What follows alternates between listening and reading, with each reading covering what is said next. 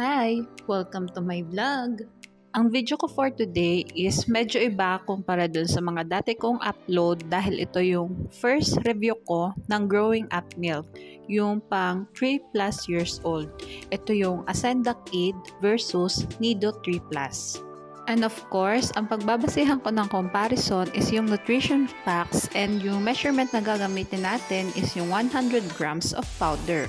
Request nga pala ito ng isa kong viewer at gusto kong magpasalamat sa kanya dahil nagtiwala siya sa akin at syempre meron na naman akong ibang eco-content. Dito sa mismong review natin ay hindi ko na sinama yung saturated and trans fat kasi wala naman siyang benefits. Okay, simulan na natin. Sa energy, protein, dietary fiber, fats, linoleic acid, linolenic acid, lamang ang Ascenda. Samantalang lamang naman ng Nido sa carbohydrates, sugar, and lactose. Sa phospholipid, sphingomyelin, and cholesterol, lamang naman ng Ascenda.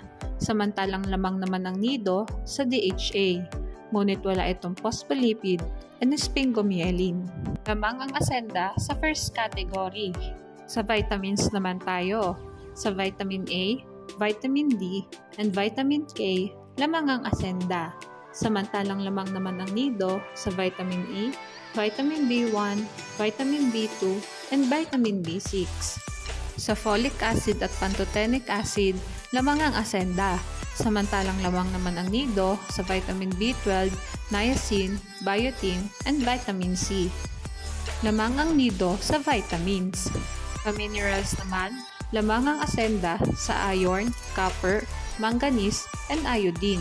Samantalang lamang naman ng Nido sa calcium, phosphorus, magnesium, and zinc. Ngunit wala itong copper and manganese. Sa sodium, potassium, chloride, molybdenum, chromium, and selenium, lamang ang Ascenda. At ang Nido ay walang sodium, chloride, molybdenum, and chromium. Lamang ang Ascenda sa minerals. And sa other nutrients naman, ang Ascenda ay may nucleotides na CMP, UMP, AMP, GMP, IMP, at meron pa itong taurine, carnitine, arginine, choline, and inositol. At ang Nido ay may probiotics. Lamang ang Ascenda sa other nutrients. And sa price naman, kinuha ko ito sa Lazada. At guys, paalala, pwedeng mag-iba yung presyo ng dalawang gatas na ito kung sa ibang shop nyo siya titingnan. And naswertehan ko nga na may nakita ako na parehas sila ng weight. Yun ay yung 1.6 kg. Makikita naman natin na malaki yung kamahalan ni Ascenda compare sa Nido. Ang price difference nga nila is 1,311. Hindi naman masama yun kasi mas nutrient dense naman yung Ascenda compare sa Nido. Okay, bali ang summary ng vlog natin ngayon ay sa first category, minerals and other nutrients, lamang ang Ascenda. Samantalang lamang naman ang Nido sa vitamins at mas affordable din ito compare sa Ascenda. Basta lagi nating tatandaan, pumili ng gatas na hiyang sa bata.